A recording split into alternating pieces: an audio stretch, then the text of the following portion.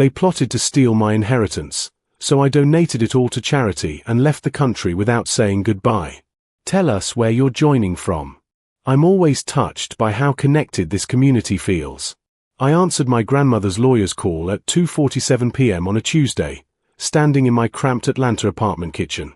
Mr. Anderson, I'm calling about your grandmother's will, Arthur Morrison said, his voice heavy with something I couldn't identify yet. My grandmother Cecilia had raised me after my parents died in a car crash when I was 8. She passed 3 weeks ago, and I was still wearing her favorite cardigan around the house, unable to let go. She left you everything, Raymond. The house in Buckhead, her investments, approximately $2.3 million. My knees buckled. I grabbed the counter, my coffee mug crashing to the floor. That money could change everything, pay off my student loans, start the youth mentorship program I dreamed about, finally breathe. But Morrison continued, there's something you need to know. Your Aunt Patricia has already contacted us, claiming your grandmother wasn't of sound mind. She's filed a contestation. My stomach twisted. Aunt Patricia, my grandmother's younger sister, had barely visited Grandma in her final years. I was the one who held her hand through chemotherapy, read to her when her eyes failed, listened to her stories about marching with Dr. King. That's insane, I whispered. Your grandmother anticipated this, Morrison said quietly. She left me a sealed letter to give you if anyone contested. Raymond, you need to come to my office tomorrow. And Raymond? Trust no one in your family right now. No one. Morrison's office smelled like old books and lemon polish. He handed me the cream envelope, my grandmother's shaky handwriting spelling out my name. My hands trembled as I opened it. My dearest Raymond, it began, if you're reading this, they've started. I'm so sorry, baby. I knew Patricia would try this, but I didn't know how bad it really was until last month. My vision blurred with tears. The letter continued, 3 weeks before I died, I overheard a phone conversation Patricia thought I couldn't hear. She was talking to your cousin Brandon and your uncle Jerome. They have a plan, Raymond. They're going to claim I had dementia, that you manipulated me, that you isolated me from the family. They've been building a case for months, collecting evidence, finding doctors who'll testify I was confused. I felt like I'd been punched. Brandon said, and I quote, once we get that money, we can finally live the life we deserve. Raymond has had her to himself long enough. The words on the page started to swim. I changed lawyers, baby. Morrison knows everything. But I need you to be smart. They're dangerous when money's involved. Patricia hasn't worked in 15 years. Brandon's in debt from gambling. Jerome lost everything in bad investments. They need this money, and they'll destroy you to get it. Be careful who you trust. Even people you think love you. All my love forever, Grandma Cecilia. I looked up at Morrison through tears. What do I do?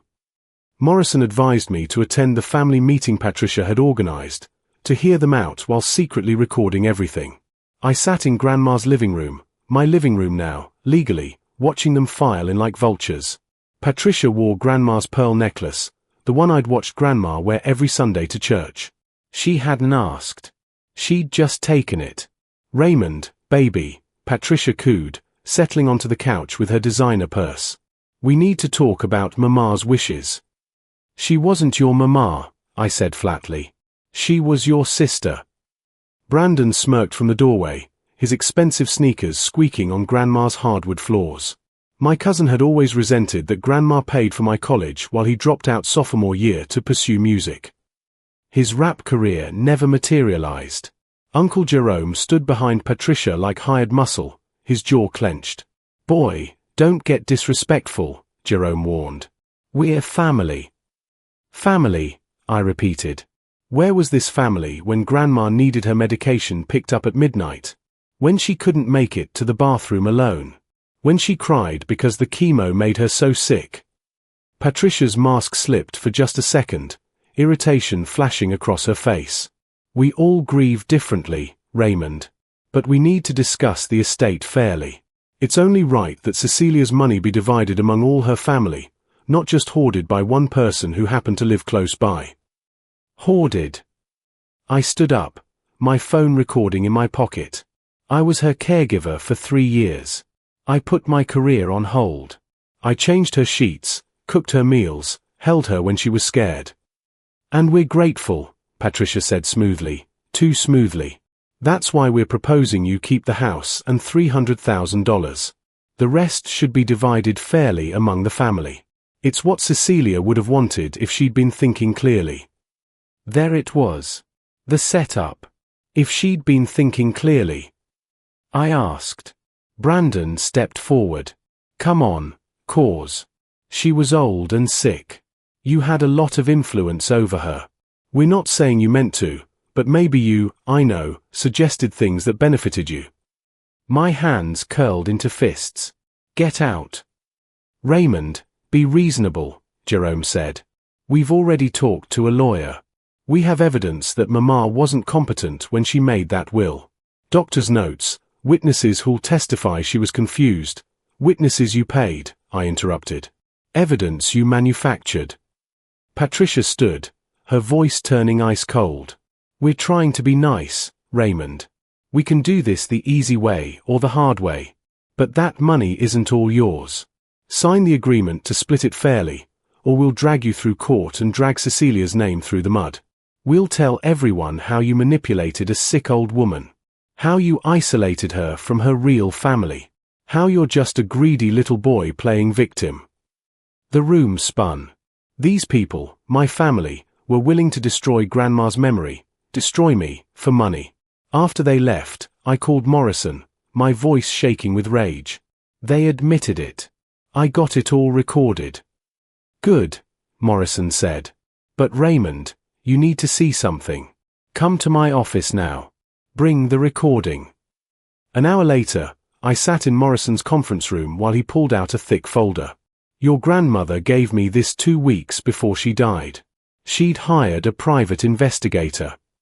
My eyebrows shot up. The folder contained photographs of Brandon at a casino in Mississippi, receipts showing $47,000 in gambling debts. Patricia's credit card statements showed she was $89,000 in debt, living far beyond her means on maxed-out cards. Jerome had lost his house to foreclosure 8 months ago and was secretly living in a motel. There's more, Morrison said, sliding over printed emails. Patricia has been planning this for 6 months. She reached out to 3 different lawyers about contesting the will before your grandmother even died. She was waiting. I read the emails, my hands trembling. One read, once the old lady kicks it, we move fast. Raymond won't know what hit him. His soft. Grandma had known everything. She'd watched her own sister plot against her dying body, counting down the days until she could steal from her grandson. There's also this, Morrison said, playing a video on his laptop. It was Grandma, recorded 3 weeks before her death, sitting in Morrison's office. Her voice was weak but clear. I, Cecilia May Anderson, being of sound mind and body, want to state clearly, I am leaving everything to my grandson Raymond because he earned it through love. The lawsuit hit 5 days later. Patricia, Brandon, and Jerome were suing me for undue influence, elder abuse, and mental manipulation of a vulnerable adult. The local news picked it up. My phone exploded with messages from people I hadn't spoken to in years, suddenly very interested in my business. I showed up to my job at the community center where I taught art to at-risk kids, and my boss pulled me aside. Raymond, we need to talk about these allegations. They're lies, I said firmly. I understand, but until this is resolved, maybe you should take some leave. Paid, of course. But with parents concerned. I was being pushed out of the job I loved because of their lies. That evening, I returned to Grandma's house to find Brandon's car in the driveway. He was inside, in the kitchen, eating food from the refrigerator like he owned the place. How did you get in? I demanded. He dangled a key. Auntie Pat gave me her old key. This is family property. Cause. Can't lock family out. This is breaking and entering. Prove it, he smirked. Besides, once we win this lawsuit, it'll be partly mine anyway. Just getting comfortable. He opened the liquor cabinet, poured Grandma's expensive bourbon. You know what your problem is, Raymond? You actually believed she loved you more. You believed you were special. But blood is blood, and money talks louder than your little bedtime stories and art projects. You were the help. We're the family. Something inside me snapped. Not into rage, but into cold, perfect clarity. I spent that night in a hotel, unable to stay in a house Brandon had violated. At 3 a.m., unable to sleep, I made a list. Everything they'd done. Everything they'd said. Every moment I'd spent caring for Grandma while they ignored her. Every time I'd chosen her over my own life. At dawn, I called Morrison. I want to explore every legal option, I said. But I also want to know, hypothetically, what would happen if I just gave all the money away. Silence. Then, explain. The will says it's mine, right? Once probate clears, I can do whatever I want with it. Technically, yes, but Raymond, how long until probate clears? Given their lawsuit, probably 4 to 6 months. But they can't stop probate, they're just contesting distribution. The court will likely side with us given your grandmother's video testimony and mental competency evaluations. She saw her doctor 2 weeks before death. He documented she was completely lucid. So in 6 months, that money is legally, irrevocably mine. Yes, but, thank you, Morrison. I'll be in touch. I hung up and opened my laptop. I started researching charities. Youth mentorship programs. Scholarship funds for kids who'd lost parents. Art education initiatives. Organizations supporting caregivers. Over the next week, I compiled a list of 20 organizations that aligned with everything Grandma had valued. And I started planning. If they wanted to destroy me for money, I'd make sure there was no money left to fight over. While waiting for probate, I dug deeper into my family's finances. What I found made me physically sick. Patricia had taken out a life insurance policy on Grandma 3 years ago without telling anyone. When I confronted her lawyer with this information through Morrison, they withdrew that piece of their case immediately. But there was more. I found emails between Patricia and a man named Kevin Hutchins, a medical consultant. They'd paid him $5,000 to review Grandma's medical records and write an opinion that she'd shown signs of dementia. Kevin Hutchins wasn't a neurologist. He was a general practitioner who'd had his license suspended in 2 states for fraudulent insurance claims. I discovered Brandon had been arrested twice for theft, charges Patricia had somehow made disappear. Jerome had been fired from his last 3 jobs for embezzlement, though companies hadn't pressed charges to avoid publicity. These weren't just desperate people. They were criminals. One night, I received a Facebook message from a woman named Shanice I didn't know. You don't know me, but I was your cousin Brandon's girlfriend 2 years ago. I heard about the lawsuit. You should know he's been planning this since before your grandma got sick. He used to tell me she was sitting on a gold mine and once she died, he'd finally get what his family owed him. He said you'd probably fight it, but Raymond is weak. He'll cave. I'm sorry. I thought you should know what kind of person he really is. Probate finally cleared in March, exactly 5 months and 3 weeks after Grandma's death. Morrison called me at 9 a.m. It's done, Raymond. The money is legally yours. They can continue their lawsuit, but it won't stop you from accessing the inheritance. I sat in Grandma's bedroom, my bedroom now, looking at her photo on the nightstand. She was smiling, wearing her church hat, looking proud and strong. What do I do, Grandma? I whispered. My phone buzzed. Another threatening text from Patricia. You're making a mistake fighting us. Last chance to settle before we destroy you in court. Then Brandon, hope you're enjoying that house while you can. Judge is gonna love hearing how you poisoned our grandma against her real family. Then Jerome, you always were an ungrateful little punk. Your parents would be ashamed. That last one did it. My parents, who died protecting me, who never got to see me grow up, who would have been horrified at what their family had become. I opened my laptop and began making calls. First call, the Raymond and Cecilia Anderson Foundation for Youth Mentorship. $500,000 to establish a permanent scholarship fund for kids who'd lost parents. Second call, the Atlanta Community Arts Center. $400,000 to create free art programs in underserved neighborhoods. Third call, the National Caregivers Support Network. $300,000 to provide financial assistance to family caregivers. I went down my list, methodically, donation by donation. Each one felt like taking a breath after being underwater. Each one felt like honoring Grandma's true legacy. Over the next 2 weeks, I systematically donated $2.1 million to 20 different charities. I kept $200,000 for myself, enough to pay my student loans, put a down payment on a modest house, and have a small cushion. I sold Grandma's house to a lovely young family for exactly market value, not a penny more. The mother cried when I handed her the keys, saying it was perfect for their 3 kids. I donated most of Grandma's furniture to a women's shelter, kept only her favorite chair and her photo albums. I arranged everything through Morrison, with ironclad legal documentation.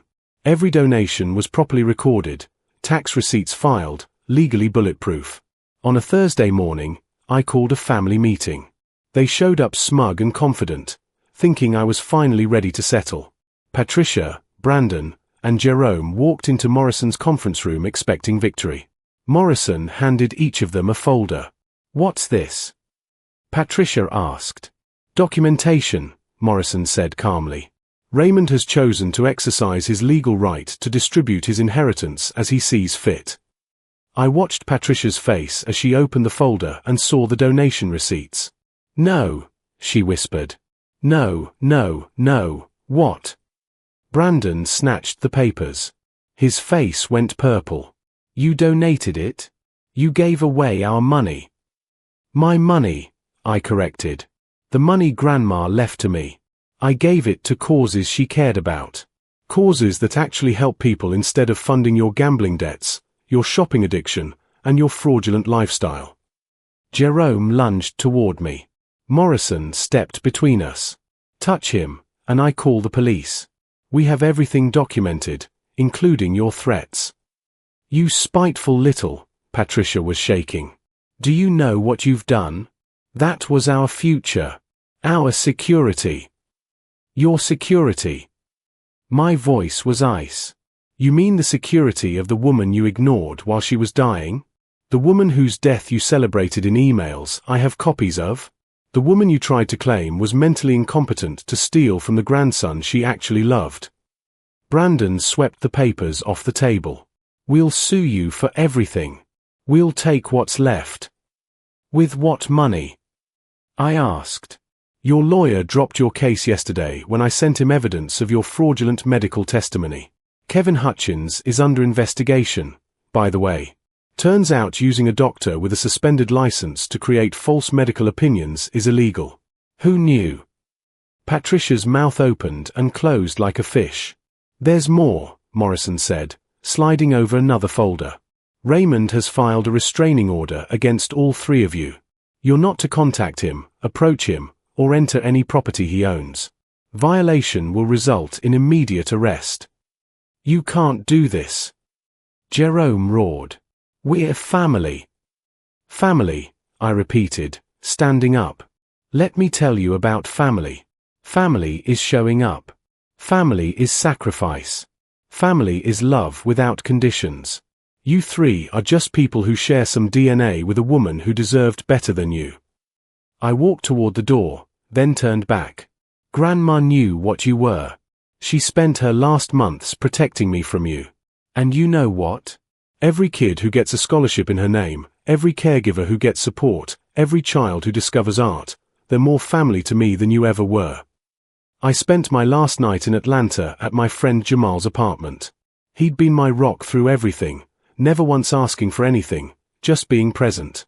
"You really leaving?" he asked, handing me a beer. "Nothing left here for me," I said.